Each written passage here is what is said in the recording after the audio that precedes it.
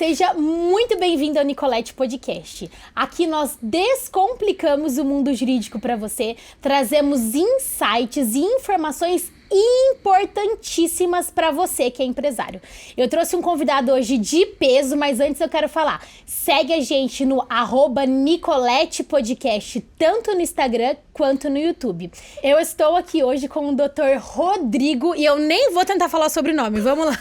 Pronuncia pra gente, doutor. Dr. Rodrigo... Helfstein. É isso. Isso. Vamos lá, ó, eu vou fazer uma breve introdução, se não for me corrija, tá? Ele é juiz do Tribunal de Impostos e Taxas de São Paulo, é ele que cobra vocês, pessoal, brincadeira.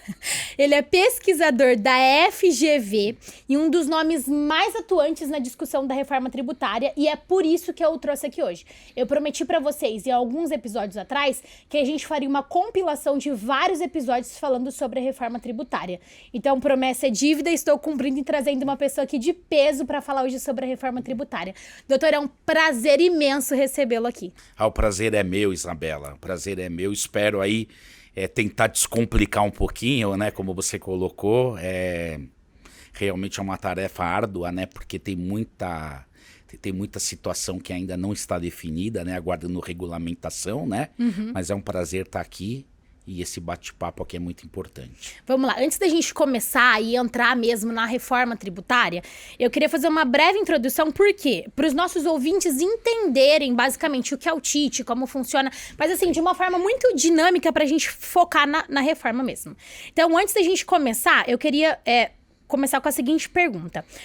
Como é a sua...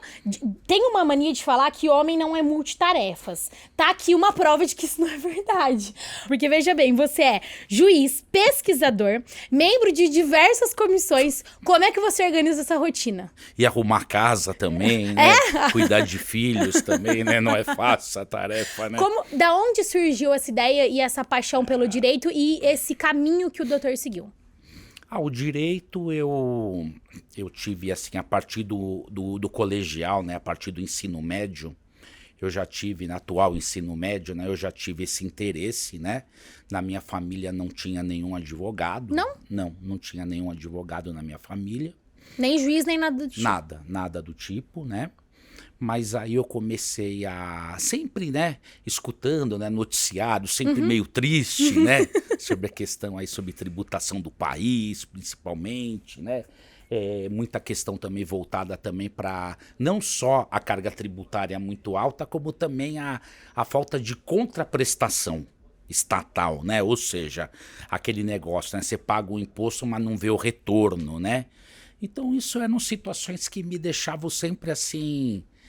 reflexivo, né, pensativo, e aí eu comecei a me interessar também cheguei também a ver também alguns cursos, como que funcionavam, cheguei a assistir uma aula ou outra, né, isso acabou me despertando aí o interesse pela carreira, né, por fazer o direito, né.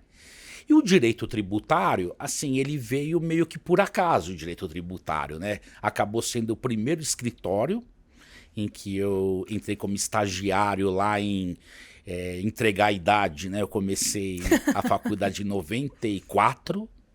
Não, recente. Logo depois que o Brasil tinha sido tetracampeão, né? Mundial, aí eu já comecei a faculdade naquele segundo semestre. E depois de um ano, em 95, eu já estava fazendo um estágio, né? Num escritório que ele era coligado a uma empresa de auditoria, né? Na época, né? Ele tinha uma parceria com uma empresa de auditoria e foi aonde eu fiquei por alguns anos nesse escritório e ele fazia principalmente o direito tributário, que era o carro-chefe desse escritório, né?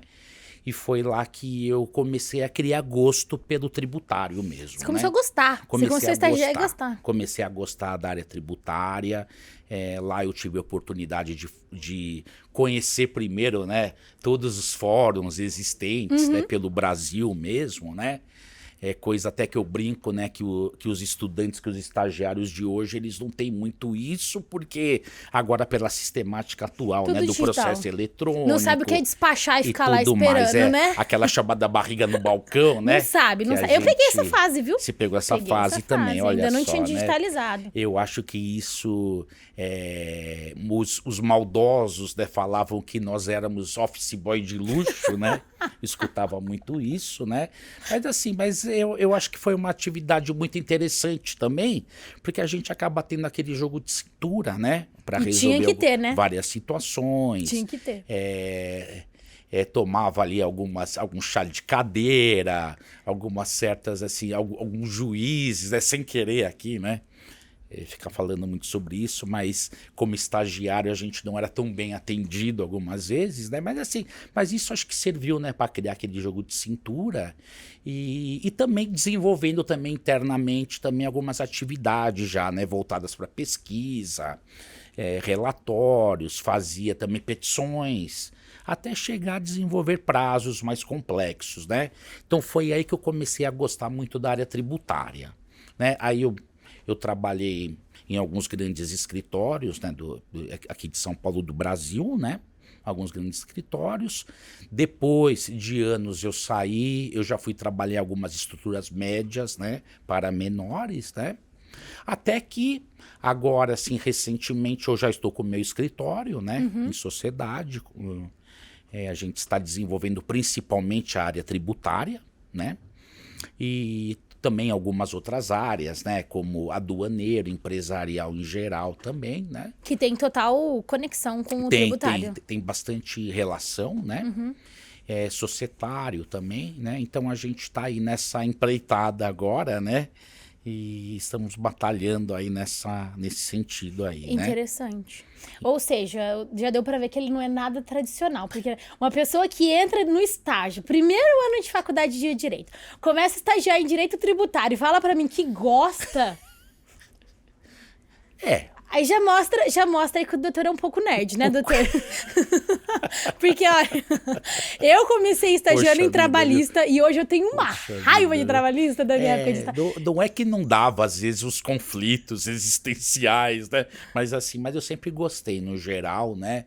Eu acabei gostando muito, né? Entendendo como que funcionava, né? O processo tributário. Eu ia falar isso. A gente tem a tendência de afastar aquilo que nós não conhecemos. E, infelizmente, a população brasileira não entende de tributos. Não é um assunto que você vê família discutindo sobre política, sobre religião, sobre qualquer assunto. Agora, sobre imposto, que é o que bate ali todo dia, literalmente, na vida da pessoa, a população não tem a menor noção de como funciona. É porque, Isabela, eu acredito que é porque criaram o sistema, vamos dizer assim, né? Acabou criando assim tipo de uma casca, né? É meio que, olha, vamos passar eu sempre penso nisso, né? Vamos assim trabalhar uma ideia de que isso é muito complexo. De fato é complexo, mas não é inacessível. Né? É uma complexidade que não seria inacessível, né? É o que a gente está tentando provar aqui. Dá para o empresário entender como funcionam os tributos, o que ele paga. Só que dá uma impressão que, assim, deixando as pessoas também à margem, a maioria, né, da população à margem disso, é uma forma também de que as coisas funcionem sem tanta pressão, né? Sem tanta discussão técnica, né? Então, a discussão técnica, algumas propostas, alguns projetos de lei, né, que a gente consegue acompanhar, tudo fica muito restrito a uma fatia muito pequena, né, dos profissionais, né? Quando, na verdade, por exemplo, um exemplo claro disso, eu acho que são as faculdades, por exemplo, né? Eu acredito que, por exemplo, o direito tributário, apesar dessa complexidade, eu acredito que ele poderia ser lecionado até antes. Hoje se ainda continua assim, né? Quando eu fazia a graduação, já era assim, lá pro 4º, 5º ano. É mais pro final. Eu acho que já podia ser uma coisa muito pouco, né, doutor? Inicial. E é muito mesmo, pouco, né? que a gente aprende na faculdade sobre muito tributário. Pouco, é o básico. A impressão que a gente tem é que os professores não querem básico. ensinar porque eles querem ganhar dinheiro sozinho, porque tributário dá dinheiro. Brincadeira. Mas o tributário... Um dia eu chego lá. é. Um dia eu chego. O tributário, ele é tratado com tanta complexidade, eu concordo que, inclusive, no meio Então dos acaba estudantes. sendo, acho que uma autodefesa do sistema, podemos Concordo. dizer assim, às vezes, Concordo. né? Sabe aquela questão, cria uma proteção, vamos criar aqui uma muralha, uma fortaleza, e ninguém vai nos incomodar, sabe aquela Concordo. coisa assim? Então, eu acho que é por aí. Aí você colocou também a questão também de multitarefas, né? Aí eu entrei no Tribunal de Impostos e Taxas em 2018, então eu estou no 3º mandato, porque é biênio, né? É por biênio. O tribunal... O que é o tribunal, né? Ótimo, Vou resumir. eu ia perguntar. O Tribunal de Impostos e Taxas, todos os estados aqui da federação, eles possuem um tribunal administrativo tributário estadual. Tá. O estadual. O TIT São Paulo aqui, ele é um dos mais assim renomados, ele é um dos que passam mais credibilidade. É um que reconhecidamente ele tem assim um perfil mais técnico, uma questão mais apurada, tá? São julgamentos, assim, realmente, em sua grande maioria, são julgamentos. Seja a favor do fisco, seja a favor do contribuinte, são julgamentos, assim, com muito subsídio, são muito discutidos. Eu tô lá, né, tanto na Câmara Superior como nas câmaras julgadoras, a gente discute bastante, é muito discutido caso a caso, sabe? Então são decisões, assim, realmente aprofundadas, né? Então, o TIT, por isso que ele é uma referência no Brasil. Ele é um modelo, né, como tribunal administrativo, né? O TIT, o que ele é, o Tribunal de Impostos e Taxas? Ele é a 2ª instância do processo administrativo tributário estadual. Tá. Ou seja, como que começa um processo administrativo? Ótimo, eu ia perguntar isso. Eu sou empresário. Eu preciso entrar direto Isso. na justiça? Não. É pré-judicial. É uma Ótimo. fase pré-judicial. Você, Isabela, é uma empresária, tem lá ela tem lá sua indústria, você tem lá sua empresa, o seu ramo, a sua indústria de plásticos. O fiscal, obrigatoriamente, precisa ir lá, periodicamente, fazer o trabalho dele para verificar se a Isabela, se a empresa dela está cumprindo as obrigações tributárias. Entendi. Tá? Aí chegou-se à conclusão que a Isabela está fazendo quase tudo certo, mas aquela deixou de recolher esse imposto aqui, um exemplo, né, hipotético. Ela deixou de recolher o ICMS nessa operação, aí você vai falar, mas fiscal, eu entendo que essa operação ela é isenta do ICMS. Ah, não, Isabela, mas tem uma lei aqui, ó, que ela fala que incide sim o ICMS. Você tem alguma decisão judicial que te desobrigue a estar pagando isso, por exemplo? Aí você vai falar não. Se você falar que tem, ele vai lavrar o auto de infração, mas ele vai deixar lá suspenso o auto, porque você tem uma decisão judicial te favorecendo. Agora, você fala eu entrar com uma decisão judicial... com uma Entendi. ação judicial, Entendi. se tiver. Mas, vamos supor, é o caso que você não tem. Você fala, não, eu só entendo que não incide um imposto nessa operação. Aí o fiscal vai falar, não, mas eu tenho que te autuar por dever de ofício, porque eu tenho uma legislação aqui estadual que fala que incide um imposto nessa transferência de mercadorias, por exemplo, né? Aí ele vai fazer o quê? Ele encerra o trabalho fiscal e vai lavrar o auto de infração contra você. Temido. Contra a empresa, pessoa jurídica. É só hipotético, tá? Então, né? Não, sim, mas eu digo assim, pro empresário que tá ouvindo é o temido, o que ninguém quer. Exato, exatamente. E hoje em dia a Receita não tá nem batendo mais na porta, né? Tudo via ECAC. Isso. Mas aí a fiscalização aqui de São Paulo vai lá e lavra o auto. Mas ele vai falar o quê? Olha, o teu fato, essa operação ocorreu em... Ele só pode lavrar os últimos 5 anos, tá? Porque senão tem a decadência, né? Ele vai falar, olha... essa tua operação que você achou que era isenta, mas não é, ela aconteceu em 2022. Então, eu vou te cobrar um imposto, mais juros e multa. Por quê? Porque você não pagou, mas você está em mora desde 2022. Aí tem a multa pelo não pagamento e os juros, né? E os juros para a recomposição da moeda, né?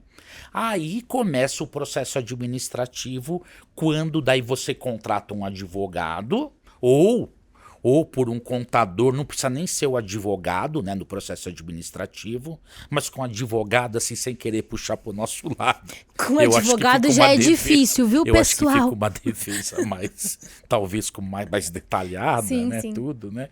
Mas assim, aí começa o processo administrativo com a defesa ou impugnação, tá? Você se defendeu, tá? Você se defende, aí vai ter uma decisão de primeira instância. Geralmente, essa decisão de primeira instância não é judicial, nada judicial. Geralmente, essa decisão ela é monocrática, ou seja, é só um julgador. É um julgador só que vai decidir. Geralmente, mantém-se o auto nessa decisão de primeira instância.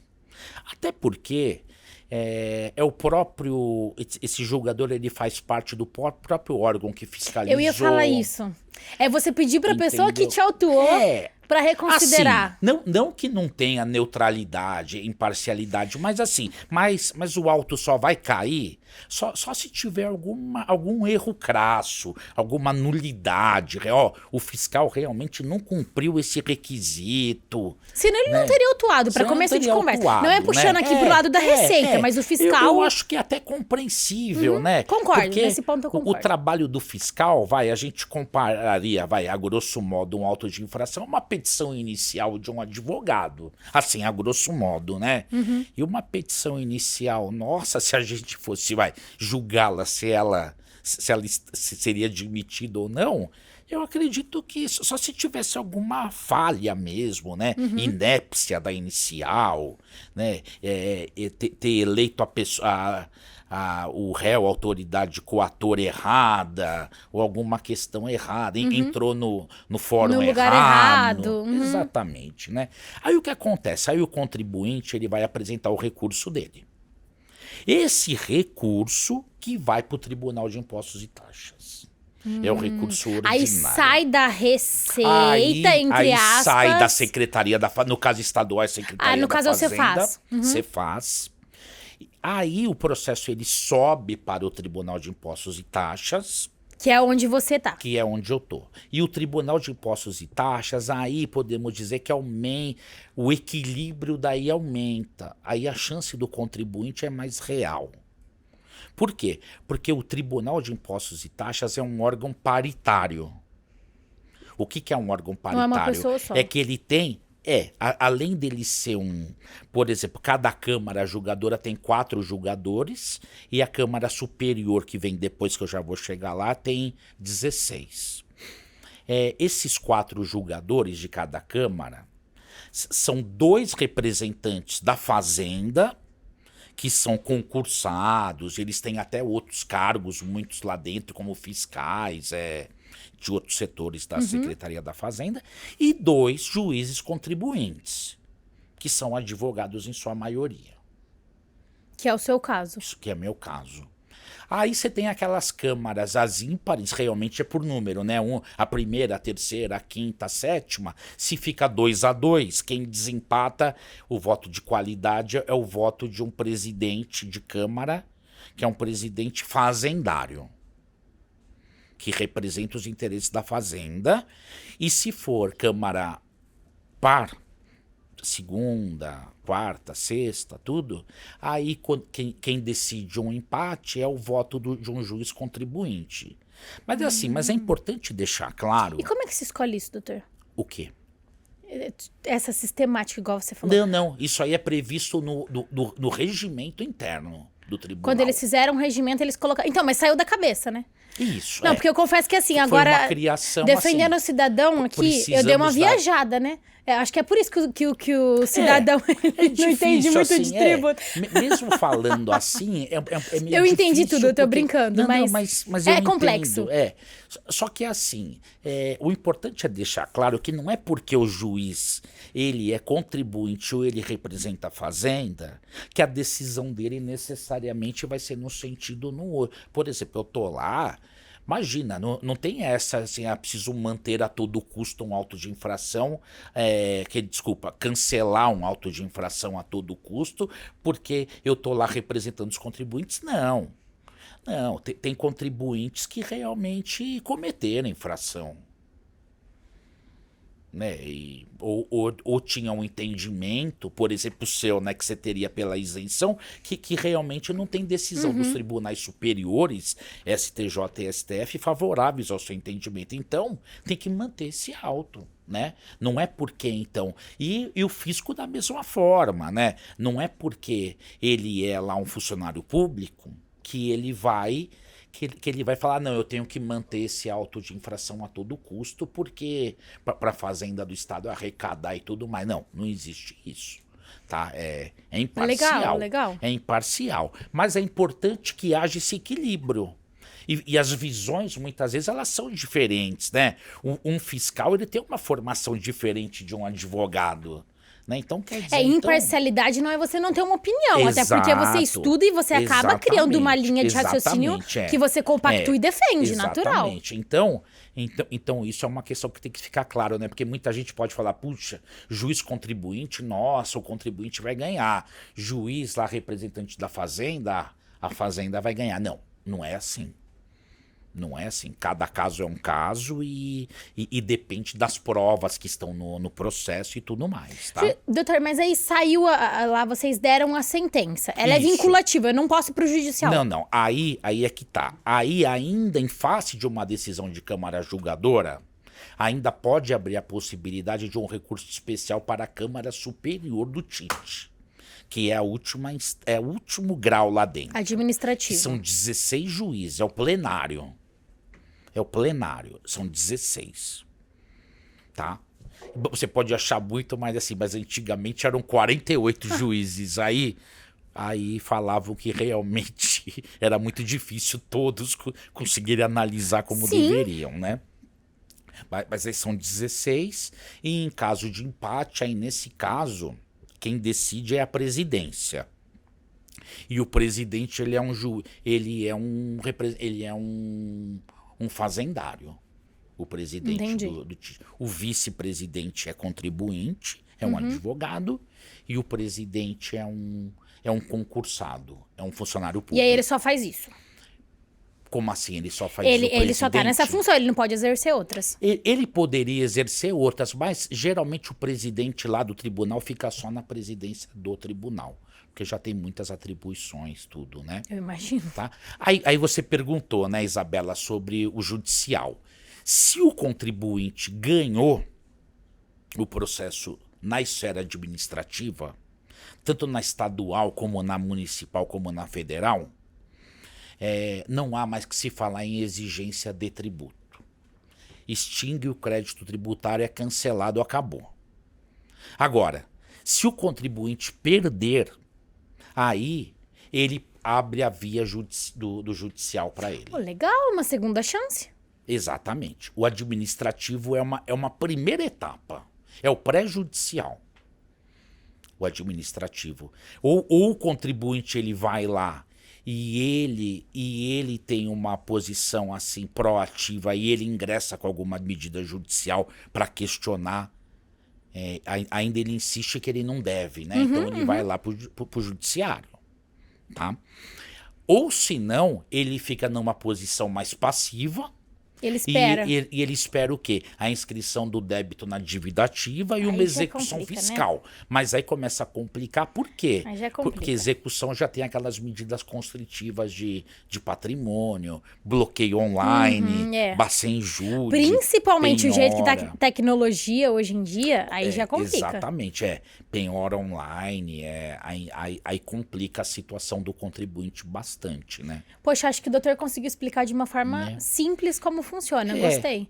É que eu acho que é importante ficar claro, né, que muitas pessoas, né, que não militam, né, que não são... até advogados, mas não que não militam na área tributária, às vezes confundem essa questão ter uma dificuldade, né, nessa questão de delimitar o que é o administrativo e o que é o judicial, né?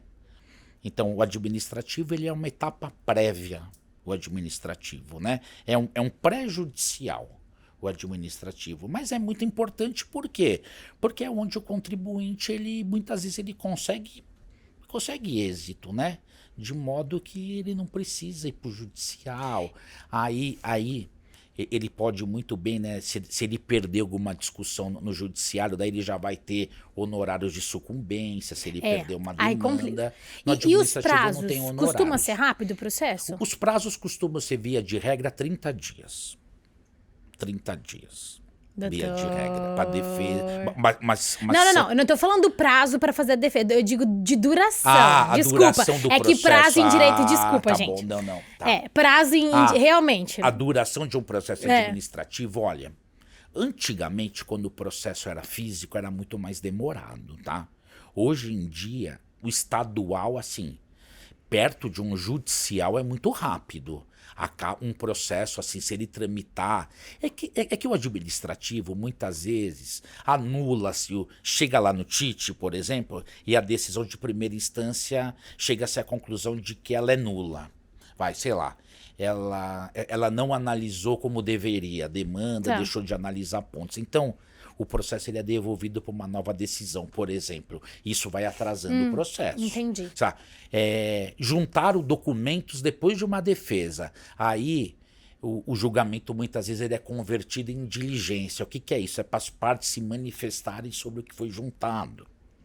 É mais demorado. É a burocracia assim, que tem que acontecer para que... Mas um processo que corre assim naturalmente, defesa, decisão, recurso, até a superior, não chega a 3 anos. Um processo realmente, perto de um processo judicial. Agora, existem processos lá que vão demorar mais de 5 anos, mas, via de regra, se ele não tiver essas grandes intercorrências, né, que atrasam o processo, atrasa assim.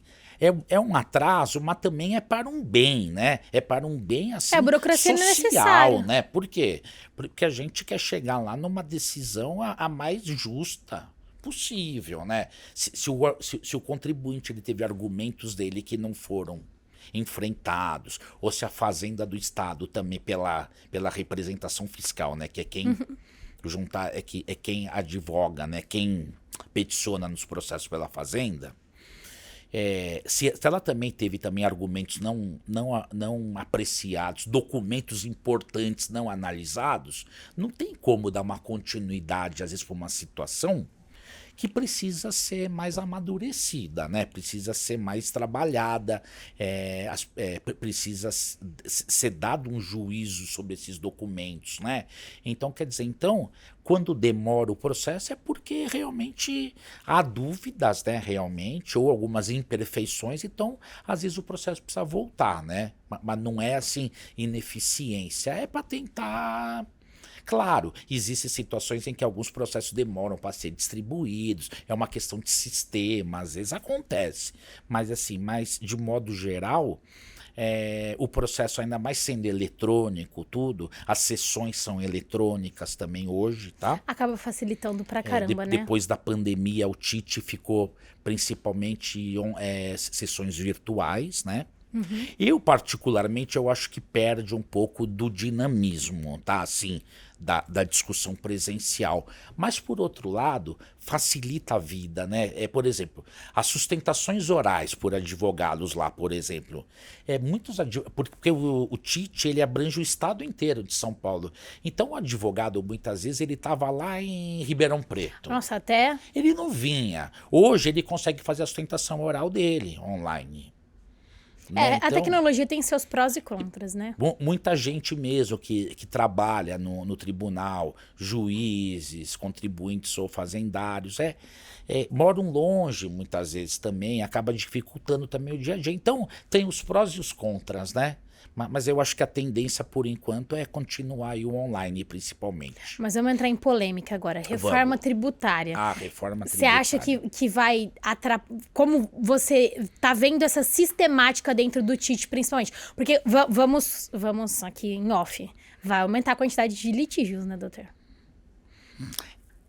O que vai acontecer, na verdade, Isabela, é que assim, a estrutura, como a reforma tributária em síntese, né, o básico dela, ela tá trazendo 3 novos impostos, né, e alguns vão ser extintos até sendo incorporados por eles, né, ou seja, a CBS, A CBS entra no lugar do PIS, COFINS e IPI. E o IBS no lugar do ISS e ICMS, né? Vai juntar. E também o tal do imposto seletivo também, Quero né? falar sobre o ele. imposto seletivo, Quero falar né? sobre ele, vamos chegar lá. Então, o que acontece? Só o fato, o federal talvez não mude muito, o CARF, por exemplo, talvez não mude a competência, não mude o nível de atuação, de competência mesmo desse tribunal, do federal. Agora, o estadual, que é o TIT, e os municipais, eles vão passar por sérias transformações. A gente não sabe ainda ao certo como que vai Nossa, eu não ser tinha isso. pensado nisso, na parte da competência total. Porque você vai mudar o porque- imposto. Exato. O Tite, por exemplo, hoje ele só julga o quê? Matéria estadual, né? Então ele julga o quê? O grosso é o ICMS. É o ICMS. Tem também ITCMD numa escala bem menor. E PVA tem alguma coisinha de PVA, que não é muita coisa. Mas o carro-chefe, podemos dizer assim, é o ICMS, né? A partir da criação do IBS, ou seja, a gente vai ter o quê? A grosso modo, a gente vai ter o ISS e o ICMS fundidos, né? Assim, Incorporados, né? incorporar isso. E hoje, por quê? Porque a questão da competência, porque hoje o ISS é de competência municipal e o ICMS é de competência estadual, dos estados. Então, vai ter aí uma mudança em relação ao âmbito de atuação desses tribunais estaduais e municipais. A bem da verdade, vai ser uma reestruturação de tudo, né, doutor?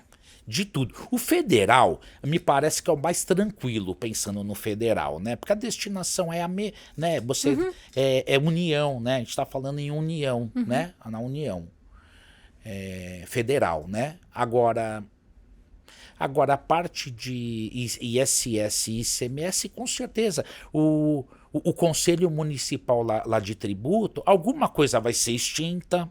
Algumas câmaras vão ser extintas, provavelmente. Outras serão, vão ser assim... Fundidas, né? Fundidas, E então essa questão da competência ela vai mudar muito. O contencioso administrativo que você colocou, se vai aumentar ou vai diminuir, eu tenho para mim que vai, de certa forma, diminuir. Quando a reforma tributária tiver já estabilizada, podemos sim, concordo. dizer assim. Por quê? Porque a gente não vai ter, eu acredito que muitas discussões que a gente tem hoje, a gente não vai ter mais. Exemplo. Essa, pelo menos, é o espírito da reforma, é a ideia. A simplicidade, talvez, entre aí nesse ponto, talvez, né? Por exemplo, você vai ter hoje só o foco, o que é? É concentrar a tributação no consumo. No consumo, aonde vai se verificar o consumo final, a destinação final, ou do serviço ou da mercadoria. Ou seja, no consumidor final. Do consumidor final e no local aonde que vai se dar, né, o consumo, né? E o que acontece? A gente vai estar, eu acredito que a gente não vai ter, o contribuinte a cargo dele, ele não vai ter tantas obrigações acessórias, por exemplo, como tem hoje. Hoje tem muita autuação que não é voltada nem para exigir tributo principal, o imposto. É para exigir multa pelo descumprimento de uma obrigação acessória. Você não entregou o documento X, o documento Y, você emitiu nota fiscal com irregularidade, você não entregou o documento fiscal, você não fez isso, não fez aquilo, entendeu? Você preencheu errado lá aqueles sistemas, né, próprios, né? IFDs, tudo, né? Então, quer dizer, hoje a gente não... O contribuinte, principalmente quem está ali no meio da cadeia produtiva, ele não vai ter o cumprimento dessas obrigações, não vai ser a cargo dele. Então, a chance de dar problema em relação a descumprimento de obrigação acessória vai cair, por exemplo. Tá aí um ponto, Você, empresário, que acha que é só coisa ruim, É. a gente tá trazendo ponto bom. Um outro ponto, Isabela, a questão da guerra fiscal. A gente tem lá no tribunal ainda muitos casos que envolvem guerra fiscal. São Paulo, o que é a guerra fiscal, né? É quando algum estado da federação ele adota ali ele tem uma legislação dele própria, né? Que produz efeitos e que acaba o quê? Trazendo atrativos, né? Ou seja, olha, a base de cálculo aqui para o teu setor de plásticos é reduzida a base de cálculo. Você vai ter uma isenção aqui e ali. Se você desembaraçar aqui por Vitória, por exemplo, você tem aqui o Fundap da época lá, um exemplo que eu estou dando, né? Então, quer dizer, os estados que se sentem prejudicados com isso, eles não brigam contra o outro estado que está concedendo esse benefício. Não, ele vai lá e ele autua aquele que se beneficiou. Ou seja, por quê? Por quê? Porque muitas vezes o contribuinte daqui, ele faz uma operação lá em Santa Catarina, por exemplo, tá? Aí ele teve um benefício. Então vamos supor, o desembaraço aduaneiro dele, no desembaraço ele teve algum benefício fiscal ali. Alguma redução de base de cálculo em Santa Catarina, por exemplo. Uma legislação lá editada pelo governo catarinense, por exemplo, né? O que esse contribuinte ele faz aqui em São Paulo? Daí ele tem aqui um estabelecimento aqui em São Paulo. O que ele faz? Ele, na verdade, ele não vai se creditar aqui dentro só daquilo que ele efetivamente pagou, mas aquilo que está destacado na nota, que seria a alíquota cheia, por exemplo. Vamos supor, a operação, o desembaraço era 8% o ICMS, por exemplo, só que pela legislação catarinense é 4%, por exemplo. Só que ele chega aqui em São Paulo, ele vai se creditar. Só que ele não se acredita dos 4, ele se acredita dos 8. Aí é que tá. Aí o fisco de São Paulo fala, pera um pouquinho, você tá indo para lá e ainda eu tô tendo prejuízo, porque você tá se creditando do imposto aqui como se você tivesse recolhido lá o 8. Você recolheu efetivamente o 4. Entendi. E isso é motivo de muitos autos de infração, não só de São Paulo, como de outros estados também, né? E a ideia da reforma é extirpar os benefícios fiscais, né? Até para dar uma neutralidade que eles querem, né? Com a reforma tributária. Então, também é uma forma também eu acredito também que vai diminuir também contencioso em relação à guerra fiscal. Interessante. Que provavelmente Mas, doutor, não vai ter mais. como é que vai ficar, por exemplo, né? É indiscutível, por exemplo, que um estado como o estado de São Paulo é muito mais rico do que, por exemplo, uma região do Nordeste, certo? Não existindo mais esses incentivos, o que vai impedir uma empresa de ficar aqui em São Paulo ao invés de ir para lá? A ideia, Isabela, é que pela reforma haja aí uma certa reparação por isso, tá? Algum fundo de compensação da perda do benefício, tá? Isso tá no projeto, tá? Isso vai ser praticado, tá? Essa questão até um certo ponto também, né? Não vai ser assim para sempre esse fundo. Vai ser uma transição. Vai ser uma transição. Tá. Entendi. Vamos lá, eu preparei aqui algumas perguntinhas. Claro. Eu acabei fazendo outras, né, que a conversa foi fluindo, mas eu acho que seria importante a gente abordar essas daqui, ótimo, ó. Ótimo.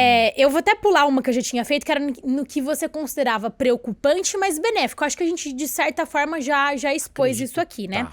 Agora, a gente citou aqui em relação ao IBS e ao CBS. Na vida do contribuinte, do consumidor final, né, da pessoa física que está assistindo a gente. O que vai mudar na vida dessa pessoa? Da pessoa física, Sim. você diz?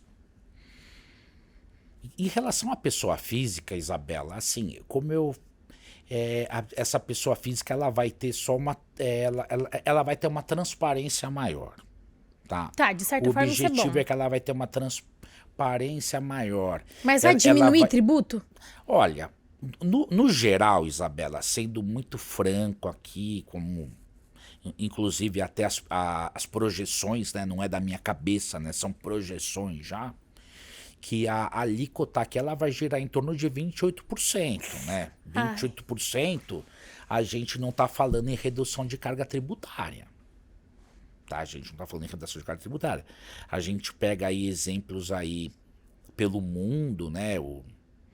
O IVA, né? Que ele é muito utilizado na Europa, né? Só que não o dual, né? Então... Não é o dual, né?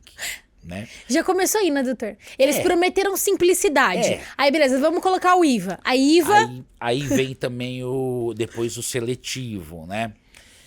E assim, por exemplo, você pega, né, a título de curiosidade, né? Tem uma carga tributária que ela é muito alta, é da Hungria, se não me falha a memória, que ela está em 27%, né? Então a gente vai ter aí uma alíquota talvez a maior do mundo, né? Então não há que se falar em redução de carga tributária. Não há que se falar em redução Aquilo de que carga todo mundo tributária. quer saber. Então, para que a reforma tá vindo? Então, mas a reforma ela tá vindo por quê? Porque o sistema que a gente tem hoje tributário, ele não que o IVA dual seja o ideal, né? Mas o sistema tributário que a gente tem hoje é um sistema muito atípico, é muito incomum. Então, é um sistema que não há em nenhum lugar do mundo hoje, né? Por exemplo, a gente tem uns impostos aqui que ninguém consegue entender. Imagina o empresário, imagina o investidor estrangeiro entender isso. Ele não vai entender. Por exemplo, PIS e COFINS. Em nenhum lugar do mundo a gente tem algo similar ao PIS e COFINS, por exemplo. Não existe. É uma criação brasileira, né? Quer dizer, é uma situação que não existe por aí. Então, da forma como está sendo feita essa reforma, poderia ter sido melhor, com certeza, até porque também, né, depois do texto, a gente sabe, né, que são várias concessões aqui e ali, né, para acomodar setores da economia. É a política, não tem jeito, política, né? Mas mas o cerne da reforma, o que é? É passar essa transparência maior para a população de modo geral, né? Tentar passar essa transparência, olha, eu estou pagando sobre esse livro aqui tanto, sendo que de R$100, R$30 é isso, R$40 é aquilo, né? E mais assim, mas acima de tudo, seria o quê? Para trazer, o Brasil mais no contexto mundial.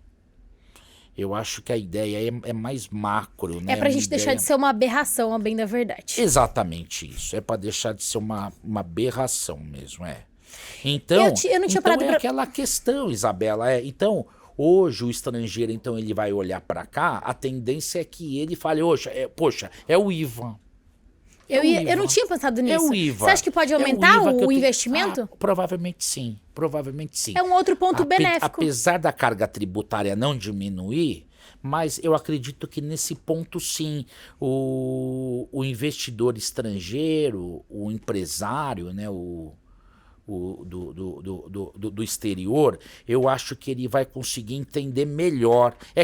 Continua complexo, mas já é algo assim que até a nomenclatura vai facilitar. IVA com IVA, ele já viu o IVA, ele está acostumado com o IVA, né? Então é o dual, tudo mais assim. Mas ele não está assim num terreno totalmente assim, tão desconhecido. Uma coisa assim totalmente desconhecida. Mas o imposto seletivo existe no exterior também? Existe, não com essa nomenclatura, né? Mas o imposto seletivo, ele existe aqui no Brasil também. Ele já existe, existiu. Certo, doutor? Você pega, essa parte do cigarro, etc. Você pega, por exemplo, a questão da essencialidade do IPI, por exemplo. Você pega bebidas alcoólicas, cigarro, eles têm uma tributação já maior, né? Só que o que vai acontecer agora é o seguinte: produtos que forem classificados como e serviços também, aí que fica uma certa, né, dúvida. Mas assim, mas tudo que tiver elencado como nocivo à saúde ou ao meio ambiente vai ser submetido, vai sofrer incidência do imposto seletivo. Doutor, mas isso é bom? Olha, pensa bem. Como é que a gente vai conseguir classificar de uma forma tão simples O que, por exemplo, porque, ok, tem algumas coisas que ferem o meio ambiente. Não tô falando que não fere, mas é que é crucial pra população. É crucial, né? Que é crucial. Então, isso vai ser uma questão, Isabela, assim, que possivelmente, como eu falei, né, que para algumas questões vai cair o contencioso, né, vai diminuir. Para essas questões, possivelmente, a gente tem uma demanda grande de contencioso. Por quê? Porque vai surgir alguns produtos, algumas situações que não tem a previsão. Aí alguém vai ter que dar, alguém vai ter que proferir alguma decisão em relação a isso. Não dá uma impressão de que é só, assim, uma forma de arrecadar mais? A sensação que eu tenho de verdade é essa, assim, Sempre teve. É claro que o fim arrecadatório sempre tem, né? Mas assim, sempre existiu, não só no Brasil, né, como em outros países, essa tendência para dar uma regulamentada, de certa forma, para sobretaxar esse tipo de. É para desincentivar, tipo né? Desincentiva por um lado, mas daí tem aquela questão que precisa ser sopesada, né? A questão a finalidade, tudo bem, pode ser que seja prejudicial para um grupo, mas em prol da coletividade, alguma coisa assim, entendeu? Faz sentido. Aí entraria, né, nessa discussão também, né? Por exemplo, você tem vários itens, né? O combustível, acho que é um exemplo clássico, né? Ao mesmo tempo que ele é nocivo para o meio ambiente, mas ele é necessário. Não tem como a gente ficar sem. Você pega também algumas questões voltadas também para, que a gente estava até falando, né? Sobre os explosivos, né? Que ele tem destinação várias, né? Ele tem uma destinação muito importante na construção civil, por exemplo, né? Então a gente tem aí, mas isso vai dar muito pano para manga, Concordo. Né? Isso daí Concordo. É discussão assim que... Eu vi uma discussão ainda dentro do combustível que eles estavam falando em possível aplicação do imposto seletivo em carros. Sabe esses carros que tem mais de 20 anos e pagam menos imposto? Eles, de certa forma, poluem mais o meio ambiente. Então, seria aplicado em cima deles. Só que isso vai prejudicar quem? A pessoa pobre que já paga um mega imposto. Exatamente, E esse imposto seletivo, Isabela, não é que a pessoa ela vai pagar o imposto seletivo, não, ela vai ter uma carga adicional, né? Porque ela vai ter o CBS, o IBS, mais o imposto seletivo. E aí, quem que tá prejudicando? A pessoa Porque assim, eu concordo que o combustível é prejudicial, acho que não tem ninguém que não concorde com isso. Mas fala pra mim hoje, quem tem condição de comprar um carro elétrico? Então, é verdade. Você não vai estar... Você vai estar prejudicando uma camada mais desfavorecida. A maior camada. Se a gente olha, né, o Brasil hoje, quem tem condição... É uma minoria que tem condição de comprar um carro elétrico e esses produtos e esses serviços, eles não vão ser assim... Vai ser muito difícil ter uma lista, né? Uma relação da legislação exaustiva em relação a isso, né? Então vai sempre aparecer alguma brecha, alguma lacuna. Sempre vai ter alguma lacuna em relação a isso. Né? Mas ainda em relação ao imposto seletivo, tirando essa parte que é sobre ele mesmo, ele não vai ser uma bitributação, de certa forma, o imposto seletivo? Não é bitributação, tá? Não ocorre a bitributação porque é uma outra... É um outro tipo de incidência, por uma outra finalidade, né? Tá. Mas e o fato gerador dele? Mas assim, mas você pega, por exemplo, o IPI hoje, é que assim, eles vão estar submetidos a uma alíquota meio que padrão, né? Daquele segmento, mas... o imposto seletivo, mas é mais ou menos o que acontece hoje com o IPI, por exemplo, né? Que você tem aquelas alíquotas elevadas, né, para alguns produtos, né? Pega, por exemplo, cigarro, bebidas alcoólicas, por exemplo, né? Algumas outras, né? Mas assim, não, bitributação não é, talvez uma carga excessiva, uma tributação eu entendo que não, tá, Isabela? Entendi. Ai... Já deu pra dar... Olha, eu confesso que hoje, de certa forma, eu encontrei mais pontos positivos do que negativos em relação à reforma. Na última conversa que eu tive com o Dr. Eli Maciel, eu saí pensando de uma forma mais negativa. Hoje, de certa forma, eu consegui encontrar alguns benefícios que eu não tinha parado para pensar, principalmente em relação a essa parte de trazer capital estrangeiro nessa parte de investidores. Essa parte é que a gente tá sofrendo com isso agora, convenhamos. Essa parte é interessante, né? Pode, assim, não trazer algo, assim, de bem-estar, né? Diretamente para a população, né? Mas, assim, pensando como país, né? Como nação, é algo, assim, acho que salutar, né? Acho que é uma questão que hoje é importante, né? O Brasil, ele precisa estar mais inserido hoje, Precisa estar mais Precisa de tá mais acordo com inserido, o resto do mundo, no mínimo, né? Hoje, né? Precisa estar, Doutor, mas sabe uma situação que não... A gente tava conversando aqui off das câmeras, né? E aí, o doutor fez uma pergunta lá com a gente, né? Eu falei, nossa, eu vou citar isso no podcast, interessantíssimo. Então, eu vou citar aqui pro pessoal essa situação hipotética, porque eu acho que, inclusive, pode ser uma dúvida de algum empresário. Eu criei minha empresa em dezembro desse ano. Fui lá e abri um CNPJ, ok? Comecei a faturar em janeiro de 2026. Porque eu não sei se você tá ciente dessa informação, eu espero... com todo o meu coração que você esteja ciente dessa informação e o peso dela. Mas janeiro de 2026, reforma tributária não vai ser mais só parte técnica, ela vai passar a valer ali no dia a dia da tua empresa. E aí, hipoteticamente, eu comecei a faturar em 2026. Eu vou pagar só IBS, CBS, imposto seletivo, ou eu vou pagar ICMS e todos os outros impostos juntos? Porque essa questão aí, Isabela, é uma questão gradativa, né? A gente vai ter primeiro a extinção, né? O fim do PIS e da COFINS, né? Se não me falha a memória, a questão cronológica já vai para a CBS em 26, né? Então, para o PIS e COFINS você já não vai recolher mais se a CBS já tiver realmente sido instituída, né? Tá? Você vai ter até os mesmos fatos geradores ali, né? Mas vai ser a CBS. Agora, por exemplo, o IBS ainda não, né? Por quê? Porque você vai continuar recolhendo ICMS, por exemplo. Porque o ICMS é o último. O ICMS ele vai ser em 2033 que ele vai ser extinto. Ou seja, contadores e advogados vão ter que trabalhar com dois sistemas por pelo menos 3 anos. Exatamente. E um ponto muito importante é que haja aí um acompanhamento, assim, uma assessoria boa em relação a essa fase de transição. Por quê? Porque a gente vai ter 2 sistemas caminhando, né? Vão ter aquelas alíquotas de calibragem, né? Do sistema, começa com 1% lá do PIS e da COFINS. Ou seja, vai ter que ser uma coisa assim muito bem feita, muito bem acompanhada para não ter problema nenhum, né? Para não queimar largada, podemos dizer assim. Doutor, né? Exatamente. Porque você pega um empresário. Então, hoje já é difícil ser empresário no Brasil, convenhamos. Você que é empresário, você é um herói. Já começa aí. Aí ele tá começando a conseguir sobreviver no nosso sistema tributário. Ele vai começar do zero. E aí, é igual você falou, queimar a largada. Porque se ele fizer errado em algum desses momentos, isso pode prejudicar a operação deles em anos. Ele pode sim.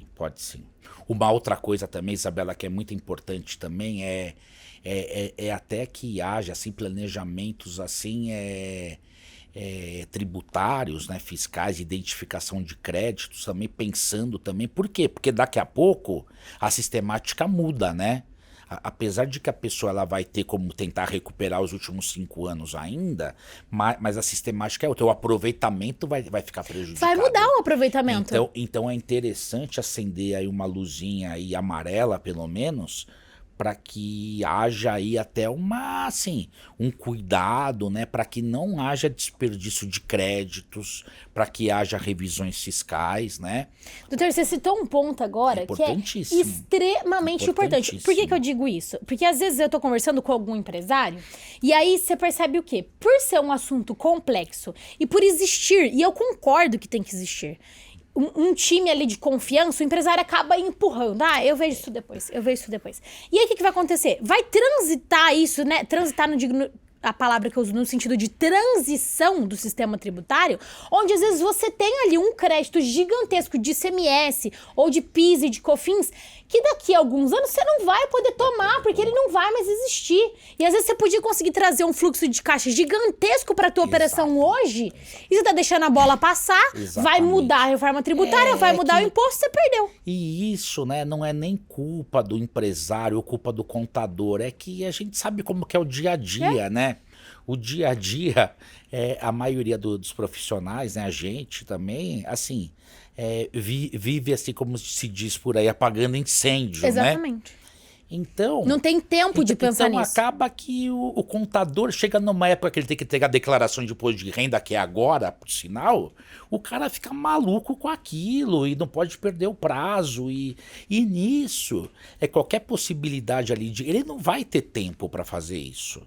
É identificar a possibilidade de crédito. Olha, aqui tem insumo que não foi aproveitado, aqui tem isso, tem aquilo, aqui tem questão de ressarcimento de ICMS. Ele não vai conseguir fazer, e o empresário também está com N situações também do dia a dia, como tá você pensando própria na operação colocou, dele, né? Que é uma tarefa inglória, né, hoje, né? Na minha opinião, isso que a gente falou agora foi o ponto mais importante do podcast. É muito importante. Por quê? Porque com o sistema tributário que a gente está vivendo hoje, às vezes ali o empresário tem, né, é difícil a gente falar em números, mas, poxa, você que tá em casa pensa o tanto de imposto que você paga. Então você pensa, às vezes, o tanto de imposto que você tem para receber de volta que não sabe. E que, de repente, daqui 1, 2 anos você não vai mais poder receber. Exatamente. Então, né? É um futuro ainda incerto, né? Então, é melhor se resguardar, né, Isabela, e adotar as medidas aí necessárias e com segurança, né? Sempre. Porque a gente também sabe também que principalmente nessa questão de planejamento, de questão de declaração de créditos, a gente sabe que sempre tem aqueles chamados aventureiros também, né? Doutor, isso é um ponto também, né? Fazendo um trabalho, assim, de contingenciamento, assim, com classificação de riscos, né? Não assim com transparência. Não pode ser também... a gente também não pode levar também aquele abacaxi também pro empresário, né? Então isso é um ponto importante também. Tem que ser aquela coisa bem estudada, avaliada. Olha, isso daqui, a possibilidade de tomar o crédito é tranquila, isso daqui a chance já é razoável. Aqui, olha, é bem arriscado. Talvez seja eu acho que esse é um dos motivos também de verem o tributário com tanto tabu, perdão da palavra.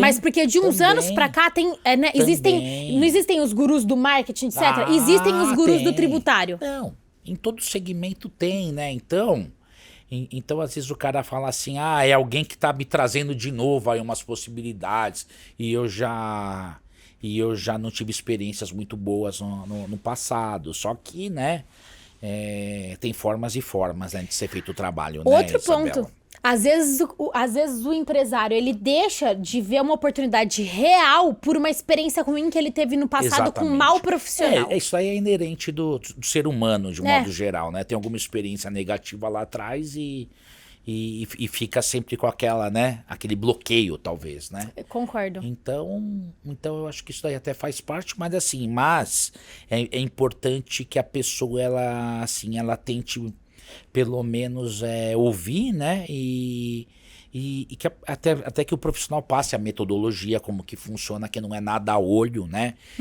Tem que ser um trabalho feito com muita expertise e mostrando, com embasamento, né? Com base em resposta de consulta, com base em jurisprudência, com base na legislação, né? Tem que ser um trabalho muito bem feito também para que também o empresário também, ele também não entre aí numa enrascada também. Concordo. Né? Na sua opinião, quais setores o doutor acha que serão mais afetados ou positivamente ou negativamente agora com a reforma? Porque a gente sabe que vai mudar todo o sistema tributário, mas quais setores especificamente serão mais afetados? Eu acredito aí, Isabela, que o setor industrial, ele não vai sofrer aí, ele não vai sofrer aí grandes consequências, tá? Até porque é um setor que se utiliza de muitos insumos, né? Na cadeia produtiva, no processo produtivo, né? Então a indústria, ela não vai ter aí grandes sobressaltos, me parece, né? Agora, a questão... Existe uma questão, os prestadores de serviço, de modo geral, esses estão chiando, né, de modo geral, né? Achando aí que vai aumentar a carga tributária, né? De fato, se a gente analisar, pode ter um aumento sim de carga tributária, aliado ao fato de que esses daí, os prestadores, nós, né, por exemplo, a gente não gera, a gente não tem insumo, né, na nossa prestação de Sim. serviço, né? O escritório de advocacia não tem insumo praticamente, né? É mais ali o conhecimento, né, que é apresentado, né? Conhecimento técnico, né? Não tem assim grandes insumos, né? Mas o que eu acho que está faltando, aí é que tá, né? Eu acho que está faltando analisar também, tem o contraponto, né? O prestador de serviço, a maioria, está enquadrado em alguns regimes mais benéficos de tributação. Mais simples, né? Como o próprio Tipo nome um já MEI da diz, vida. o MEI da vida, quem está no simples. E existem segmentos de prestação de serviço também que já contam hoje com alíquotas mais benéficas, por exemplo, tá? Então, eu acho que isso precisa ser levado em consideração também, tá? Acho que tem que ser feito esse contraponto também, porque não quer dizer necessariamente que vai aumentar a carga tributária. Acredito que de alguns prestadores vai aumentar sim, tá? Mas isso não é de um modo geral, tá? Devido a essa questão desse contraponto que tem que ser Doutor, feito. pode falar algum que o doutor acha que vai aumentar? Acha. Gente, é uma Me suposição. parece que talvez clínicas médicas, me parece, por alguns estudos que já foram feitos, tá?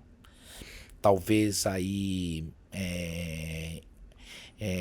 alguns setores da engenharia, talvez são esses que eu me recordo que já teve até alguns estudos já nesse sentido. Entendi, Tá? que Mas vai aumentar provavelmente que a carga provavelmente tributária. aumente, tá? Mas assim, mas não é aquela coisa, o prestador de serviço, via de regra, ele vai se dar mal com a reforma. Não é bem assim, porque tem esses sistemas já simplificados e eles não precisam abrir mão, eles não vão abrir mão do sistema, dos benefícios e dos sistemas de tributação mais assim facilitados que eles estão hoje, né?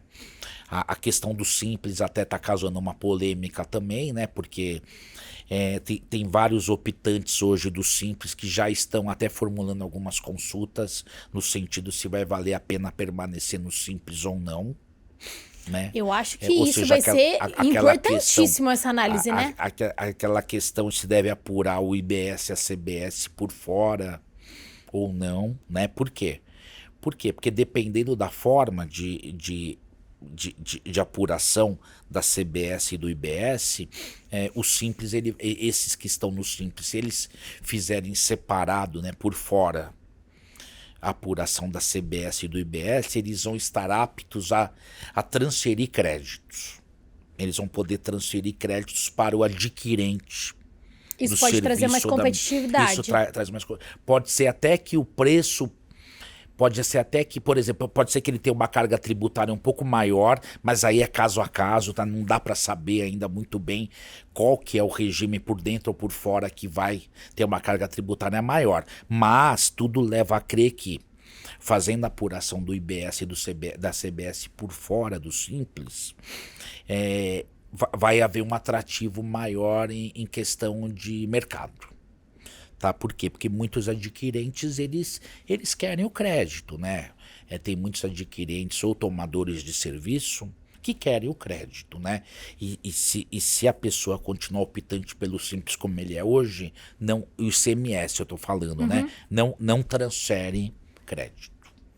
Tá? Isso pode deixar de ser um atrativo. Ou seja, isso é uma mudança que vai influenciar aí milhões e milhões e milhões de empresários. Porque hoje, se a gente pegar, né, as tributações, Simples Nacional, presumido e real, eu diria que a maioria é Simples Nacional. Exatamente. O Simples Nacional é uma quantidade muito grande, muito relevante de optantes, né? Então, o que é importante que o optante do Simples hoje faça através de alguém, ou se ele tiver pessoas para isso, até internas, né? Que façam assim, esse estudo, Já faço um estudo para saber se vai valer a pena ou não. Já façam agora, inclusive. Já façam agora, de acordo com os números contábeis, tudo, já é importante estar fazendo esse estudo aí. Ou seja, a reforma ela não vai passar a valer ano que vem. Ela já tem que ser na sua empresa uma realidade hoje. Porque você já tem que estar estudando hoje. Ela já é uma realidade, né? Porque ela foi aprovada, né? Tudo. Agora é questão de regulamentações, né? Falta muita regulamentação, daí essas incertezas todas, né? Mas assim, a partir de 1/1 de 26, ela já tá valendo, já tá produzindo efeitos. Doutor, e imposto de renda? A gente não ouviu falar sobre isso. É que o imposto de renda ele tá totalmente fora do escopo da reforma, né, Isabela? Não teve nenhuma alteração? Ele teve uma alteração mais isolada, né, em relação aí à questão da isenção, né, para até R$5.000, né, que foi muito falado. Mas assim, em relação à reforma do imposto de renda, não entrou nessa reforma tributária, é um imposto de renda, e eu acredito que é uma necessidade. Porque eu ia perguntar, o doutor não acha que seria importante? Poderia até ter entrado nessa, né? Mas aí a gente teria uma questão de aprovação muito mais difícil, iria envolver, assim, ia ser uma novela. Mas quais problemas o doutor encontra dramática no imposto de renda que o doutor acha que... Tem muitas distorções, assim, em nível geral, né, Isabela? A gente vê aí muitas questões aí que precisam ser, assim, melhor regulamentadas. Tem muitas lacunas também sobre a questão de acréscimo patrimonial, fato gerador, e fora as distorções, né? Tem muita coisa que não acompanha, por exemplo, essas faixas mesmo de hoje, né, de alíquota progressiva, não acompanha a realidade, né, o cenário econômico, né? Então, mas se o imposto de renda entrasse, aí eu acredito que a gente não teria nem aprovação nenhuma, porque aí ela ia ficar mais uns 10 anos. Sabe, aquelas novelas mexicanas, sabe, assim, só que mais assim dramáticas ainda. Concordo. E eu acho que não ia sair não do papel, né? Ia ficar uma coisa muito complexa, né? O ITCMD também, né? Importante também, né? Ele tá passando por mudanças também, né? O ITCMD, ele tem muita gente até fazendo aí algumas antecipações em relação às sucessões. Essa questão de sucessão patrimonial, né? Muita gente já fazendo. Por quê? Porque tudo indica que aqui em São Paulo, pelo menos, a gente vai ter também alíquota progressiva, né? Hoje não tem progressividade aqui em São Paulo. Mas e como vai funcionar? Hoje é uma alíquota de 4%. Alguns estados da federação possuem já progressividade. Mas é aquela coisa assim, nada padronizado, né? Rio de Janeiro tem um escalonamento.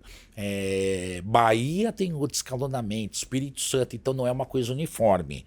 E São Paulo é uma alíquota única de 4%, né? E a tendência é que seja por faixa, né, de doação. Então o pessoal está doando agora. Então tem gente que já era para ter entrado em São Paulo, acho que não entrou ainda, mas já tem muita gente já pensando em antecipar, né?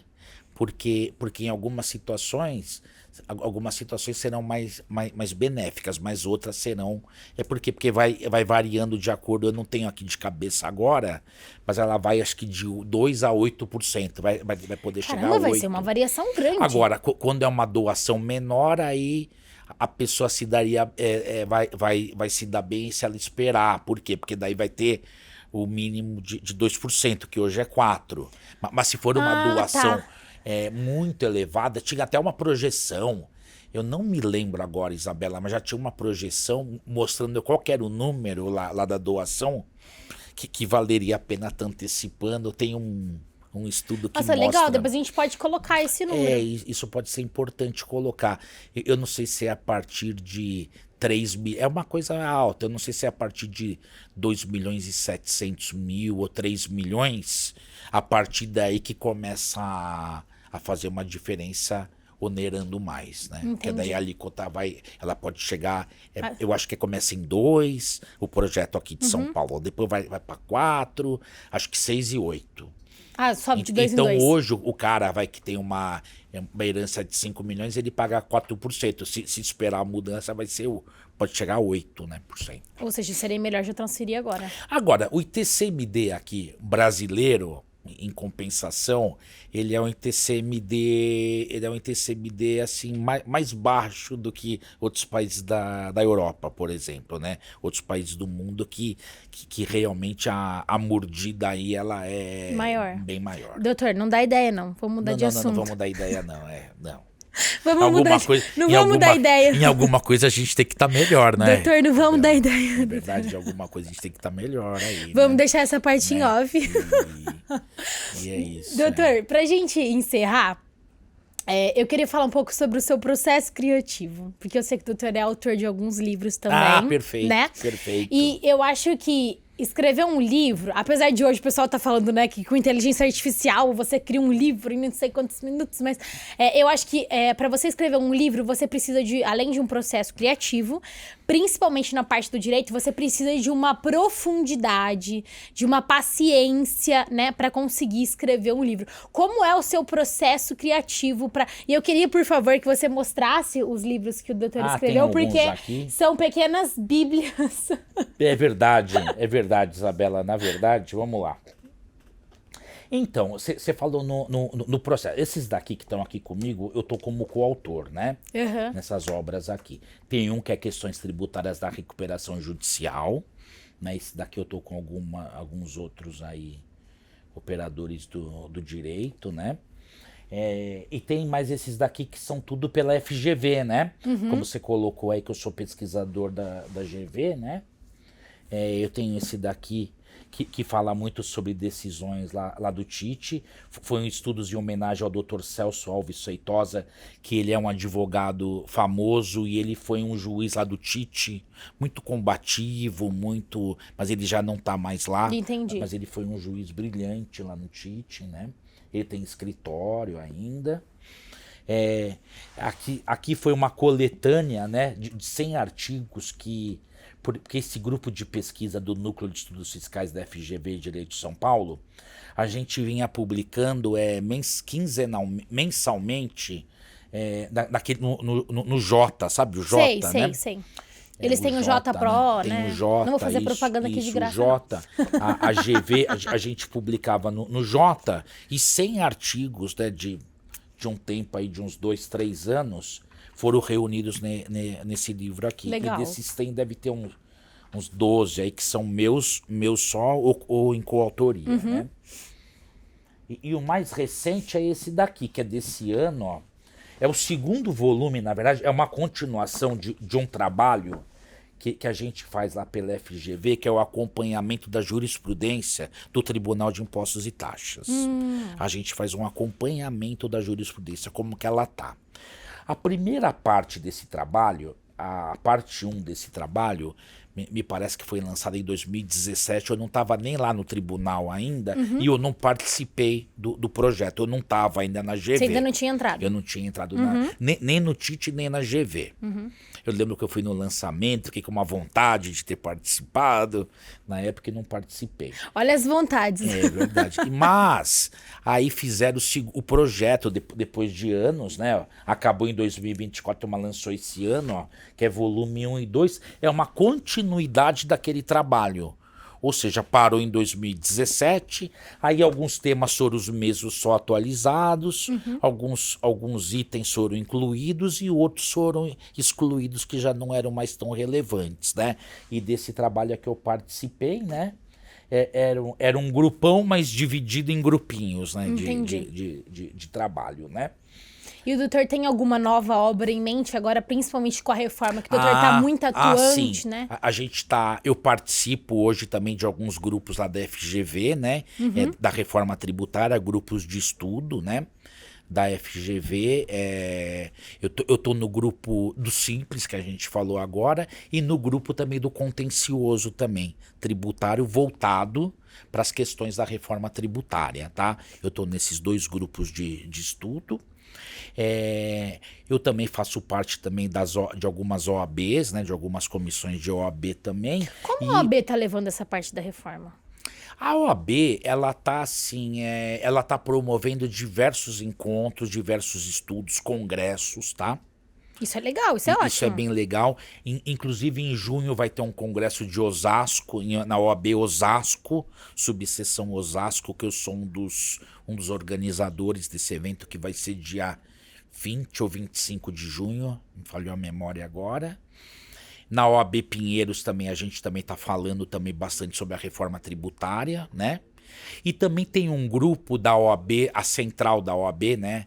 A subseção da Sé, né? Que é a central, aonde também a comissão de tributária, ela está subdividida em alguns outros grupos, dentre eles o da reforma tributária, tá? Que o eu também doutor tô também participando participa. também, Então a OAB, ela tá muito engajada nessa questão também, né, essa questão, e também, e a gente também está finalizando um parecer na OAB Pinheiros para que a gente consiga tentar algumas mudanças em relação ao projeto de lei do contencioso.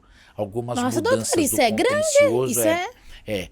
A gente vai levar lá, a gente vai tentar levar lá para alguns deputados, né? Eu espero que tenha um sucesso. O parecer da OAB, da nossa OAB, sugerindo algumas alterações e algumas redações de artigos lá, voltado para o contencioso no âmbito da reforma tributária. Tá? Então são essas as hoje, né? E eu estou escrevendo também com o meu sócio também, e com algumas outras pessoas também, alguns artigos também sobre a reforma para ver se a gente consegue publicar também. Interessante. Onde vocês vão publicá-los? Então, a gente costuma publicar no Jota algumas vezes a gente publica na própria OAB mesmo, a gente até leva em forma de palestra, né? Consultor jurídico também algumas vezes. Mas você coloca nas suas mídias sociais também? A gente coloca nas mídias sociais Como também. a gente te encontra nas mídias sociais? Eu tenho o LinkedIn, né, que tá com o meu nome Rodrigo Helfstein mesmo, né? O Instagram, que eu uso bastante, que é o @Helfstein. O nome é meio difícil, é meio complicado. Depois a gente mas coloca depois aqui vocês embaixo. colocam, né?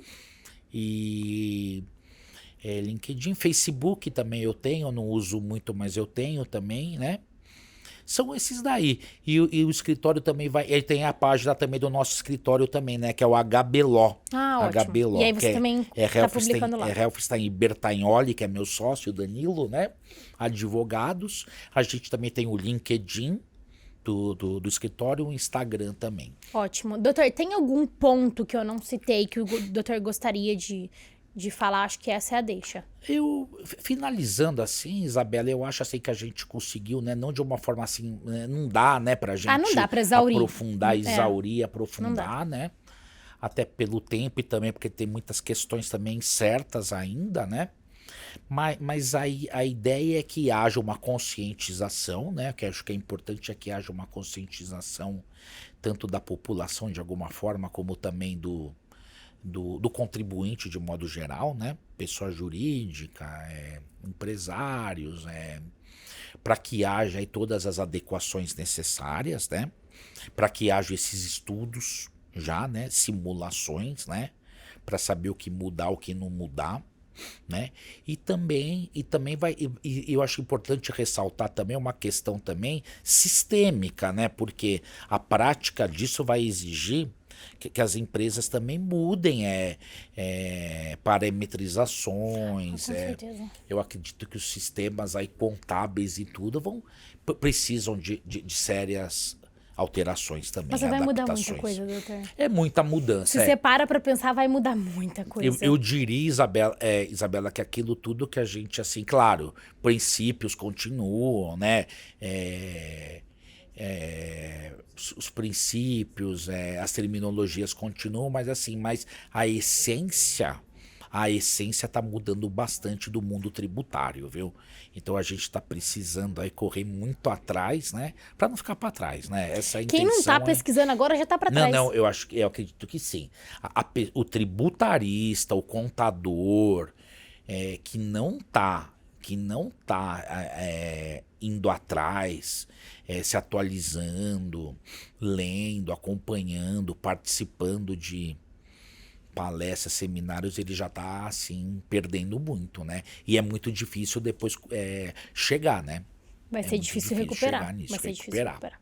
Doutora, eu queria agradecer a sua participação aqui hoje. Pra mim foi uma honra imensa ter esse bate-papo com o doutor. Né, eu não preciso nem falar que a sua rotina é extremamente agitada, porque a gente começou falando que você é uma exceção dos homens, porque é multitarefas.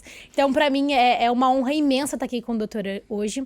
Queria já deixar aqui um convite pra outros momentos. Eu tenho certeza que a reforma vai pedir isso, né? Acredito que vai, conforme for entrando essas leis complementares, a gente vai precisar de outros bate-papos, então já deixo aqui o convite, né?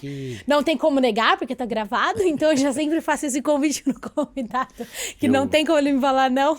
Então vai ser uma honra recebê-lo aqui novamente. Gostaria de agradecer e deixar aqui pra vocês o convite pra olhar as redes sociais do doutor, pra acompanhá-lo, porque eu acho que ficou muito nítido aqui hoje a expertise dele no assunto. Ele tá participando ativamente, né? Deu pra gente perceber isso. Então você que é empresário, que não tá se preocupando com isso, já era pra estar se preocupando. A gente já falou isso mais do que uma vez aqui. Então, a gente chega ao fim de mais um episódio do Nicolete Podcast. Eu espero que vocês tenham gostado, que apesar de ser um tema que a gente sabe que é chato, que não é, né?